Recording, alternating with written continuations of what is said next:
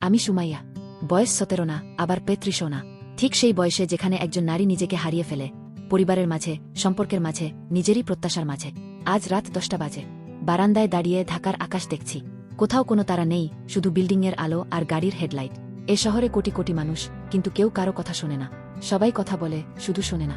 আমি প্রথম রিয়াদকে দেখেছিলাম গত বছরের বর্ষায়, ঢাকা ইন্টারন্যাশনাল বিজনেস অ্যাওয়ার্ড নাইটে। আমি গিয়েছিলাম একা, কারণ বান্ধবীরা বলেছিল, সুমাইয়া তুমি তো ফ্রিল্যান্সার, ওসব বড় লোকের জমায়েতে যাওয়ার দরকার নেই। কিন্তু আমি গিয়েছিলাম। কেন জানেন?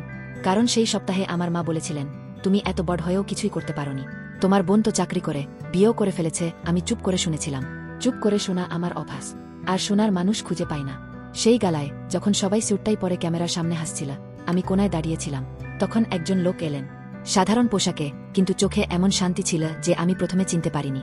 পরে জেনেছিলাম তিনি রিয়াদ হোসেন। হোসেন এন্টারপ্রাইজের উত্তরাধিকারী। কিন্তু সেদিন তিনি ছিলেন শুধু একজন শ্রোতা। আপনি একা দাঁড়িয়ে আছেন কেন? তিনি জিজ্ঞেস করেছিলেন। আমি বলেছিলাম, কারণ এখানে কেউ কারো কথা শোনে না। তিনি হাসলেন, এমন হাসি যা মনে হয় বছরের পর বছর অপেক্ষা করছিল কেউ একজন যে বলবে এই কথাটা। আমি শুনছি। তিনি বলেছিলেন, আপনি যদি চান বলতে পারেন। আমি বলেছিলাম, 1 ঘন্টা, 2 ঘন্টা। আমার মায়ের অবহেলা, বাবার নির্বতা, বোনের সাফল্যের ছায়ে আমার অস্তিত্ব হারিয়ে ফেলা, প্রেমে বিশ্বাসঘাতকতা, নিজেকে প্রমাণ করার হাঁপিয়ে ওঠা লড়াই, সব তিনি শুনেছিলেন। মাঝে মাঝে বলেছিলেন, তুমি ভুল নও, বা তোমার এই কষ্টের কথা শুনে মনে হচ্ছে তুমি খুব শক্তিশালী।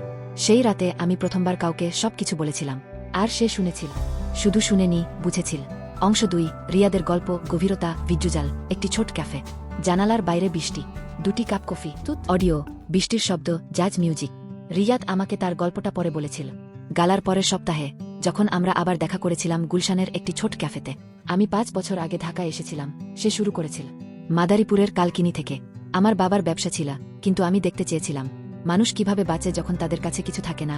রিয়াদ বলেছিল কিভাবে সে রিকশা চালিয়েছিল, কিভাবে একদিন রাস্তায় একজন বৃদ্ধকে বাঁচিয়েছিল, যিনি ছিলেন নুরানি ফ্যাশনসের মালিক। কিভাবে সেই বৃদ্ধের শেষ ইচ্ছায় রিয়াদকে বিয়ে করতে হয়েছিল তার মেয়ে নাদিয়াকে। নাদিয়া আমাকে ভালোবাসত না, রিয়াদ বলেছিল। চোখে কোনো রাগ ছিল না, শুধু বোঝার চেষ্টা। সে আমাকে অপদার্থ বলত, গরিব, ফ্রিলোডার। আমি তাদের বাড়িতে থাকতাম, ঘরের কাজ করতাম, কিন্তু কোম্পানির সংকটগুলো গোপনে সামলাতাম। আমি জিজ্ঞেস করেছিলাম, কেন সাহায্য করতেন? কারণ আমি শোধ করছিলাম, সে বলেছিল। আর কারণ আমি দেখতে চেয়েছিলাম একজন মানুষ কতটা অপমান সহ্য করতে পারে, তারপরও নিজেকে না হারাতে পারে।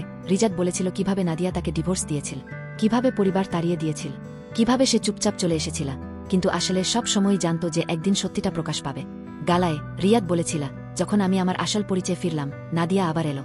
কিন্তু তখন আমি বুঝেছিলাম যে মানুষ অপমান করে, সে শুধু নিজের অসুরক্ষিত মনের প্রতিফলন দেখায়। আমি প্রতিশোধ নিলাম না। আমি শুধু দূরে সরে গেলাম। আমি জিজ্ঞেস করেছিলাম, কষ্ট হয়নি? হয়েছিল, সে স্বীকার করেছিল। কিন্তু কষ্ট ধৈর্যের সাথে মিলে এক নতুন শক্তি তৈরি করে। যে শোনে সেই বোঝে, আর যে বোঝে সে আর একা থাকে না। অংশ 3, দুজনার মিলন, বোঝাপড়া, ভিজ্জুজাল, ধানমন্ডির লেক। সন্ধ্যা, দুজন পাশাপাশি হাঁটছে। অডিও, পানির ঢেউ, পাখির ডাক। আমরা প্রায়ই দেখা করতাম, কখনো গুলশানের ক্যাফেতে, কখনো ধানমন্ডির লেকের পাশে হেঁটে। রিজাত কখনো আমাকে উপদেশ দিত না, শুধু শুনত। একদিন বর্ষার রাতে আমি কাঁদছিলাম। আমার মা ফোনে বলেছিলেন, তুমি এত বড় হয়েও কোনো ছেলে পাত্র করতে পারোনি। রিয়াদ শুধু আমার হাত ধরেছিল, বলেছিল, তুমি একা নও, তোমার কথাগুলো আমি বুঝি। সেই রাতে বারান্দায় দাঁড়িয়ে ঢাকার বৃষ্টি দেখতে দেখতে আমি প্রথমবার কাউকে ভালোবাসলাম, কিন্তু এমন ভালোবাসা যা শরীরের চেয়ে মনের, কামনার চেয়ে বোঝাপড়ার। রিজাত বলেছিল, সুমাইয়া, তুমি যে নিজের কথা বলার সাহস করে, সে আসলে রানী। তুমি যোগ্য একজনকে পাবে যে শুধু শুনবে না, তোমাকে সম্মান করে বুঝবে। আমি জিজ্ঞেস করেছিলাম, আপনি কি সেই মানুষ? সে হাসেছিল, সেই হাসি যা বছরের পর বছর অপেক্ষা করেছিল। আমি চেষ্টা করব, সে বলেছিল। কারণ আমি জানি, কাউকে না বলেও যে শান্তি পাওয়া যায়, সেটা আসলে একা থাকার শান্তি নয়, সেটা বোঝাপড়ার শান্তি। অংশ 4, নতুন সূচনা, আশা, ভিজ্জুজাল, ভোরের আলো। জানালার পাশে একটি ডায়েরি, কফির কাপ, অডিও, পিজানো, উত্থানশীল সুর। আজ 1 বছর পর আমি এখনো ঢাকায় আছি, এখনো ফ্রিল্যান্সার। কিন্তু আমার মনে এখন একটা জায়গা আছে যেখানে আমার কথাগুলো নিরাপদ। রিজাত আর আমি একসাথে থাকি না, কিন্তু একসাথে আছি। সে প্রতি সপ্তাহে আসে শুনতে। আমি বলি, সে শুনে।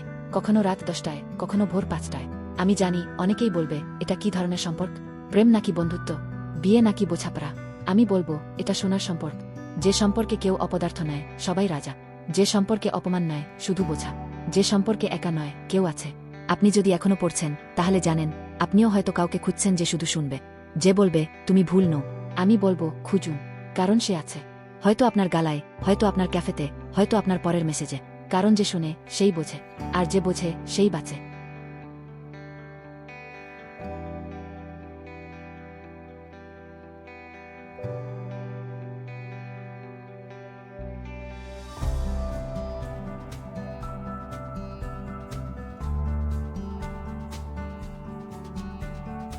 প্রস্তুত?